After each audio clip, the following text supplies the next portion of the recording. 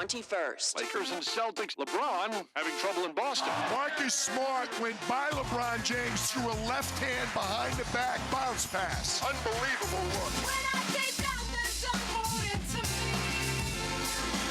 It's a big robbery. It's the best robbery in the NBA, and we just wanted to come out and play with some intensity from the beginning. Here's a steal. Tatum on the run out against Danny Green. Flushes with a right hand.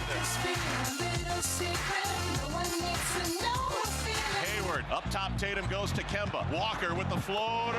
True for Kemba Walker. Celtics firing on all cylinders. Good Tuesday morning, everybody. Glad you're with us. Happy times all the way around. Golic and Wingo, ESPN Radio, ESPN News. Presented by Progressive Insurance. Throw a dart. I think we got Australian Open tennis. We got some tennis, so we really don't know where we are. We'll end up on the Ocho. At some point, we'll be on the Ocho. Are we ESPN Pack Room? ESPN Sir? Yeah. That's where we are. Anyway, just pick a channel. We'll be on there eventually. Glad you're with us. We are presented by Progressive Insurance. Our phone guest will join us on the Shell Pennzoil Performance Line. Mike Golic Jr., Trey Wingo here with you. Man, we got a boatload of stuff to talk about. Yeah, we do. We're going to start. There was so much basketball yesterday. We want to As is normally the case on Martin Luther King Day. We want to slowly ramp into Trey Wingo Day because what are you talking about? Trey, well, anybody who follows Trey, which is over 1 million people, if you saw his tweet before the show, it had to do with a flamethrower and some takes. So.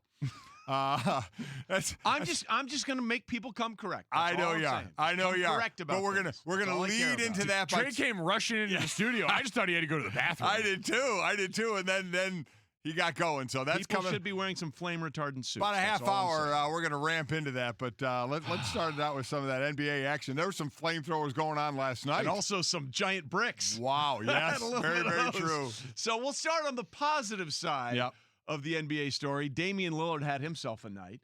Damian Lillard set a trifecta, which I never thought I would put together in one sentence. Damian Lillard set a franchise record for points, set a MLK Day record for points, and also in an oddly specific stat, set a record for most points by a player in the NBA 6'2" or shorter. Yeah, he now has I thought that was interesting. He now has the two highest scoring marks in NBA history for a 6'2" or shorter. He had 61 last night. He had 61 time before, but on 37 shots last night. And also he took 23 pointers, made all 16 of his free throws, scored 61 points. They certainly needed all that. There was an overtime win over Golden State, 129-124, but he was absolutely on fire. This was the Western Conference Finals last year. That's right.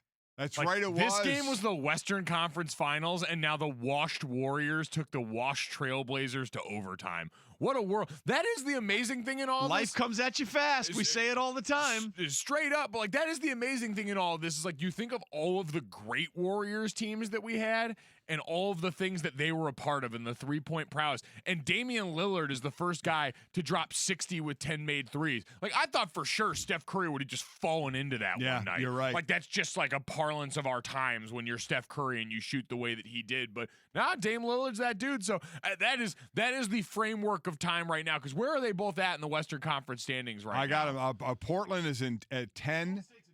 Well, Golden State's dead last. Turn your mic Yes, on. thank you. You are a I was professional. saving it for later. I would not get on his bad side, Cliff. Okay.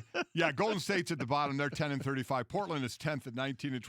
That was the Western Conference Finals last year. That didn't even register in my brain. Yeah. They're sitting at 10th and last right now. Well, you got your. How do you finish? You got your money's worth of points and entertainment there with what Dame did. Absolutely. By the way, here's Damian Lillard after the game with Allie LaForce. A couple years ago, I had 58, and I got fouled on the three, and I missed 2 out of 3 and got stuck at 59. And then earlier this year, I had 60, but we lost. So it was an opportunity at a new career high to make right with when I missed the free throws a couple years ago. So, I felt like I had a great performance in a game that we needed to win, which is the most important thing. So when I got to the line, I was like, this is the kind of game I needed to have for us to win. So I was just happy with that. And it allows us to once again relive the greatest clause or qualifier for any stat about scoring in the NBA. This was his second game this season with 60 points. Right. So he is second all-time on the list for most 60-point games in a season with 2 behind Wilt Chamberlain, who had 9 in one season. That's why we throw in the 6'2" or shorter. That was number 1 in that one, because Wilt can't be on that list. So we found the one. Yeah, we found the one where Wilt can't be on the list. 6'2" and shorter. It's my favorite thing ever. If you go with every amazing score, he's second only to Wilt Chamberlain.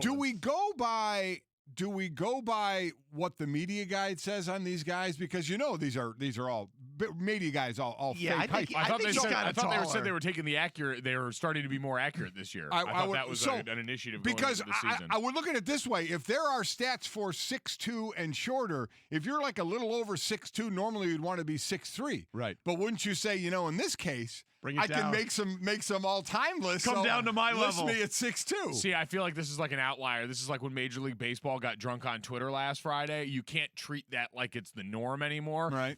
NBA right now, the stats that we are reading this morning are very Major League Baseball-esque. They're stats on a Tuesday when it's raining and stuff like that. So don't start to normalize these and sacrifice your height because of that. All right. It was a good day for him. It was a good day for the Celtics as well. Unbelievable. Wow. They thumped the Lakers. Thumped them. 39-107. It was the biggest margin of win total or biggest margin of victory in this rivalry in 50 years. 50 years. And for listen, this was a blowout. As LeBron said after the game, it happens, and it does. You play long enough, you're on the good end of these and the bad end of these, and the Celtics just rolled them. The best part of this game, without question, was Jaylen Brown dunking over LeBron, and then he stared down LeBron and got a tee for it.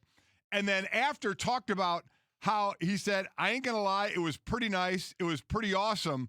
And when he asked if this was on his bucket list to dunk over LeBron, he again got a smile on his face. He said, I ain't going to lie. Yeah, it was. It was on his bucket list to dunk over LeBron. He dunked over LeBron, stared him down, and got a tee. So that's living life for him right there. In the world of getting dunked on, too, like we kind of take liberties at times with that term. This was chest to chest. No, this was legitimate posterization. This one is, as advertised in this. This wasn't some fast break where he dove going away from it. This was your chest on mine. Chest on chest. So there we go. So after the game, Kemba Walker had this to say about beating the Lakers and LeBron. I bet you've not a lot of guys that have a winning record against LeBron James, but of course, I'm happy I got one at least. 1 in 28. That's it. Thank you, Kemba. The latest. I'm on a new team, so I'm 1-0. So again, if you didn't understand that, correct. Going into this game, Kemba Walker was 0-28 versus LeBron. Kemba Walker also played for the Charlotte Hornets during all 28 of those games. So wins and losses are not a point guard. Yeah. So that was great. He gets his first win, but the Jaylen Brown moment, man, that was something else. Yeah, he's looking. He'll get the picture of that. He'll be making copies everywhere. I found a side-by-side of Jaylen Brown hitting that one and then Jason Tatum dunking on LeBron back when he was with Cleveland. So now both of the young preeminent stars on there, obviously not named Kemba Walker, have the distinction of having dunked over LeBron. If you're Jaylen Brown and you've publicly said it was on your bucket list to dunk on LeBron, do you think if you asked LeBron he would sign it? You can't sign a poster yourself getting dunked on. I mean, do it. Listen, I don't care how great you are. LeBron is about as secure as can be in his legacy. Nope. You don't think that he's a basketball player. For giggles, you'd say, "Here, go ahead, dude." All right, go ahead. Not only that, he came up with the hashtag Washed King. No one else had said Washed King until he said it. So I don't think he's doing that in any way, shape, or form. I think that would be great. I will say this though, because there was that talk earlier this season about the Lakers are great against sub 500 teams, but not so good against 500 teams. They actually have a winning record over teams that have a winning record. They're 12-8. I think they've played. John, is this right? They played more games against winning teams with winning records than anybody in the NBA, right? The Lakers? Yeah. I'd believe that. Yeah. Well, and I mean, listen, you look at last night and the things that went into it. Yeah. Like Anthony Davis still kind of on a minutes restriction coming off that buttocks injury when he fell from the other night. So buttocks in that. But, got a couple of early fouls in that one, so didn't even see near. I think they said they wanted to limit him to like 28 9 points. He had 9 points. He wanted to limit him to 28 minutes, but he got those 2 fouls early, so he was off the court pretty early. Played only 22 minutes. The Celtics took advantage of that. They're getting healthier at the right time, so maybe we start to see the better version of them going down the stretch here now, Brad Stevens starts to dig into that lineup a little bit. By the way, it was just a bad night all around for the LeBron James family in Massachusetts. Yeah. They lost, and then Bronny's team lost. Then high school game they were playing, and some idiot threw something at him. He was standing to inbound the ball. He was standing on the sideline to inbound, and someone threw something at him and hit him. The ref had to stop the game. He called security over. I mean, what idiots? Yeah, idiots out there, man. Was it a kid? Is that what it was? Don't know. Still, okay. I mean, listen. Tell your kid to figure it out. Just don't throw things exactly at people right. on the Come floor. on. So we'll see what happens. Like I say, you're never too old to be a jerk. Yeah. Or too young to be be a jerk. Exactly right. Just don't throw things. Yeah. I mean, come on. All right, we got a lot more to talk to about with you, including why the haul was bigger. Why the hail? Sorry, couldn't read. The hail was the bigger problem than the thunder for the Rockets. Oh, That's boy. a weather joke. I get it now. Got it. We'll get to that. Golic and Wingo, ESPN Radio, ESPN something. Yeah.